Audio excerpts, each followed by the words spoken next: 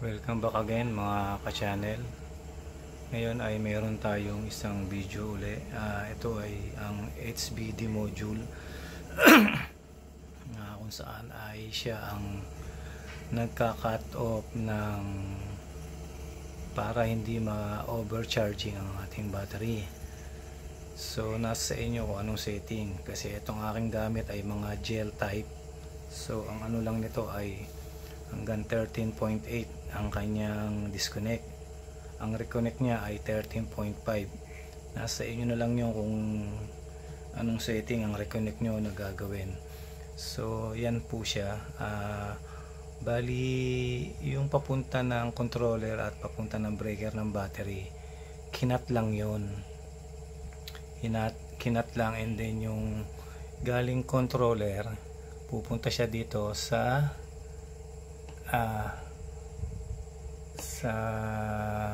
positive input ng HBD, and then yung sa baba yung papunta ng battery, yan na yung pumunta ng breaker.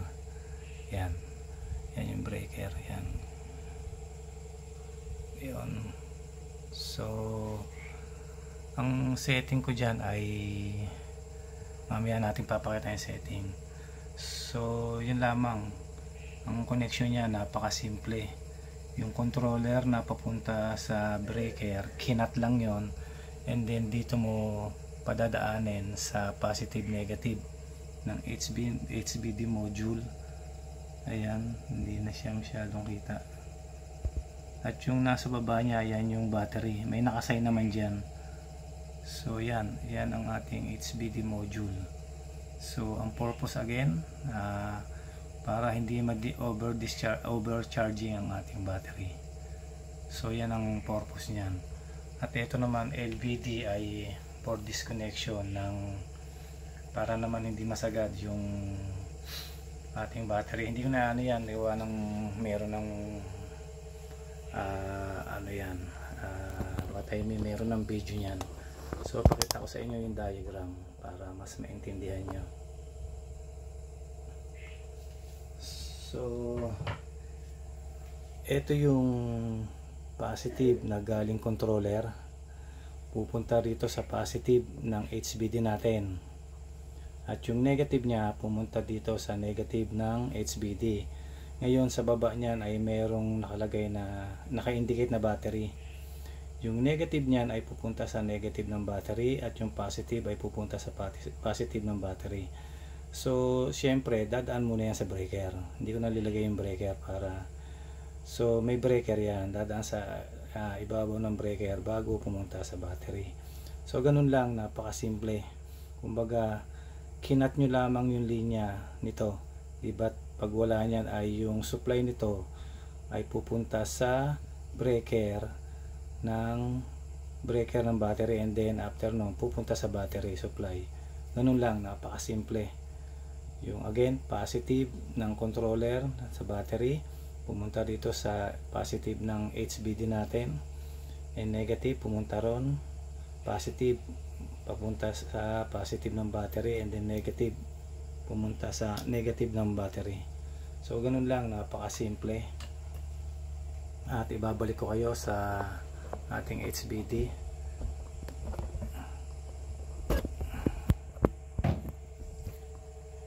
So yun, yun yung ano nasa diagram natin, yung etong positive na to na galing controller, yan nakita nyo, pumunta doon sa positive ng ito, positive ng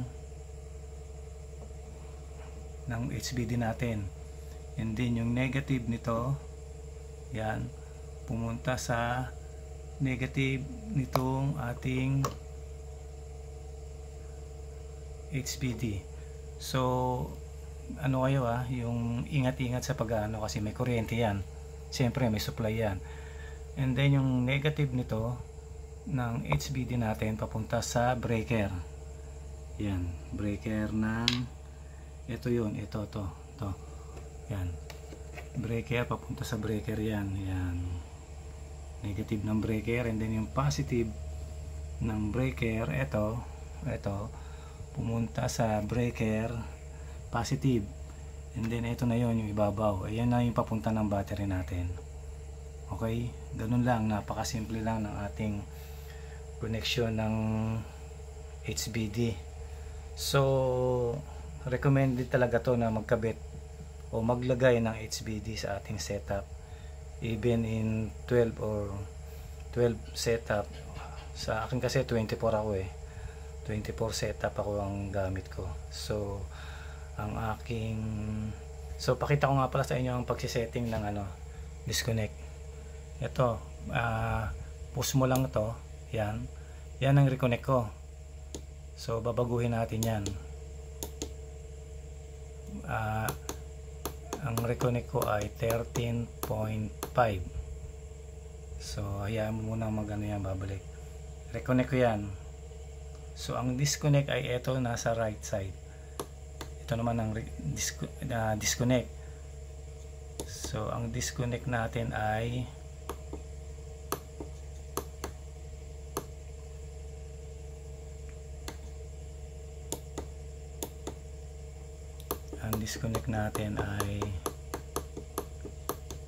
yan, 13.8. Kasi gel lang ang gamit natin kaya 13.8. So ang ating reconnect ay 13.5. Ang ating disconnect ay 13.8.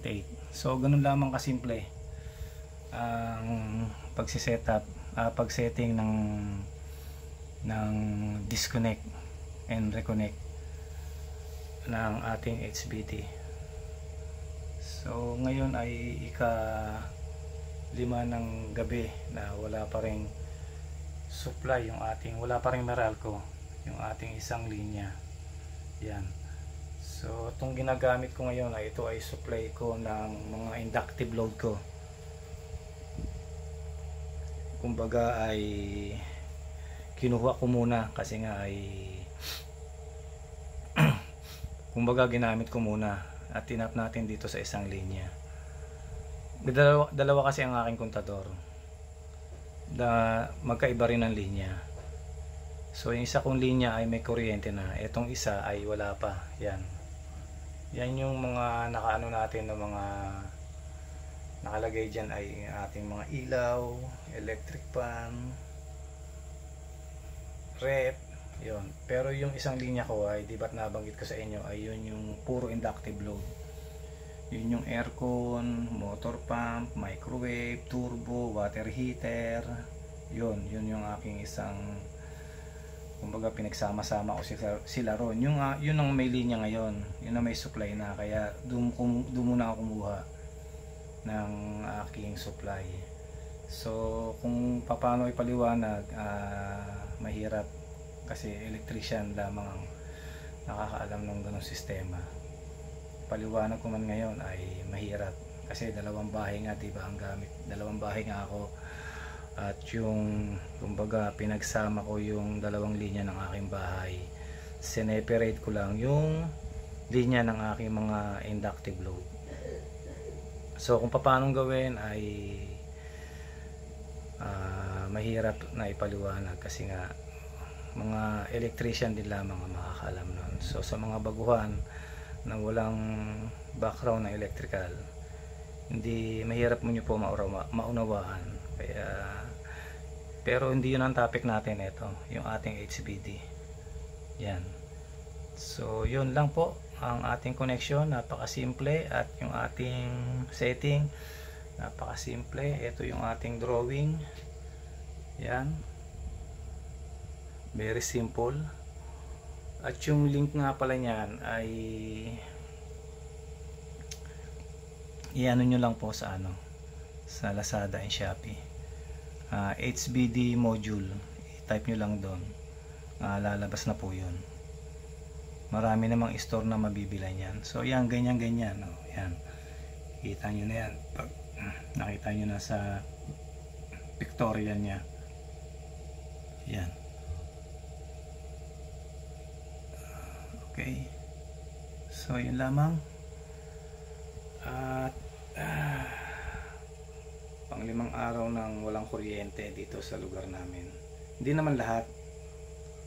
yung mga iba't ibang linya lang, pero ibang linya meron na yan, wala ating ano, patay. So yung lamang, at hindi ko muna binubuhay yung ating inverter kasi nga ay nire-reserve ko uli yan kasi nga may parating na naman daw bagyo. So kaya ako ay inihanda ko yung ating mga battery. Yan ang ating supply, 12.7. Yung isa ay isa nating ano ay 13.1 and 12.9. So bali yan, walong battery at 4 na gel, 6 na gel at 2 lead na Amaron. Wala pa kasi tayong budget, kaya hindi tayo makapag live PO4. So tiis muna, tiyaga muna sa ating gel type. Actually yung aking gel type ay nasa ano na to 3.5 years, pero still nagana pa rin. Hindi na nga lang siya pang matagalan sa gabi. So pag nagkaka-brown out, ang gamit ko na lamang ay mga ilaw lamang, mga ilaw at yung aking mga 12 volts na electric fan, para hindi masyadong makonsumo sa battery. Yun ang aking ginagamit nung mga 3 days na walang kuryente lahat. Kasi ito naman nagkaroon lang ito kahapon lang nung madaling araw, yung nagkaroon ng power tong aking isang linya, yung isang kontador ko kahapon lang na madaling araw. Kaya yung isa ko ay wala pa rin nga, kaya wala muna akong solar sa gabi, hindi muna ako nag-on grid. Actually pag ganitong oras naka-on grid ako, pag yung normal na walang bagyo naka-on grid ako, off grid sa umaga, on grid sa gabi. Pero ngayon sa gabi wala muna, siyempre reserve natin yan sa brown out again kasi nga may paparating ng bagyo. So eto nga, kakakabit ko lang nito yung ating HBD kasi nga minsan kasi ay hindi naman nakokontrol nitong controller yung yung harvest nitong ating panel.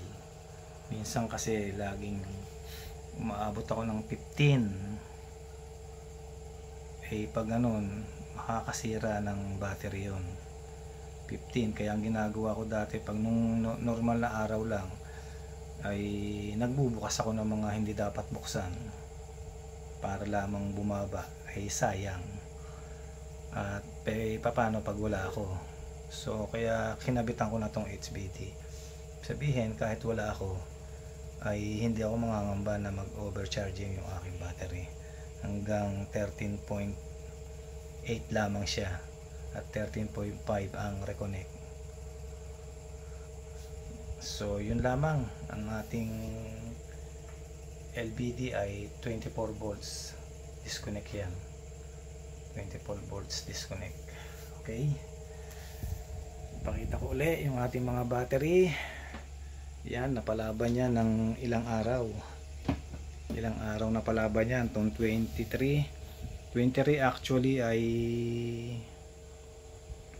ano yun, walang, kumbaga ilaw lamang ang aking pinagana nun kasi nga sobrang lakas ng hangin. At yung ibang panel natin ay ibinaba ko muna, yung mga walang bracket binaba muna natin yan, at kailan ko lamang ibinalik, lalo na yung maliliit natin 6, binaba ko talaga yon. So ngayon ay naikabit ko na uli, naibalik ko na pala, ay hindi ko pa tinatanggal o hindi ko pa inaalis nga uli dahil ano naman medyo kalma ang paligid ngayon, napaka kalma sa aming lugar. Actually yung ano dito kalagayan namin ay medyo malapit na yung tubig ng dagat. Kumbaga isang malakas na bagyo na lamang at aabutin na rin kami. Actually yung ibang lugar namin ay baha na sila. Kasi itong lugar namin ay medyo mataas pa to. Bago kami abutin ay malalim na sa kanila ang tubig. So yun lamang. Ito uli ang ating topic, HBD module. Ang connection ay napakasimple. Recommended na magkabit kayo din sa inyong mga battery, lalo higit sa mga gel user and lead acid battery. So yun lamang po, at isang magandang gabi sa ating lahat, at patuloy tayong manalangin na sana ay huwag namang malakas yung bagyong papasok uli sa atin. So super lakas talaga ng Christine. Nandito ako noon nung bumabayo si Christine ng 2:30 ng madaling araw ng 23 ng October. Napakalakas, sobra talaga, super sa lakas. So yun lamang, at naka-ready yung ating battery. Ayan, 12.7. Standby lang ating on-grid. Kanina gumana na yan kasi nga may araw kanina. At abang-abang lang muna sa brownout. Reserve ang ating battery sa darating na bagyo na si ano bang bagyo yun? Hindi ko alam, basta may bagyo na darating daw. Mamayang madaling araw na naman yata ang dating, kaya masyadong kalma ang paligid. Napakatahimik, walang hangin, walang galaw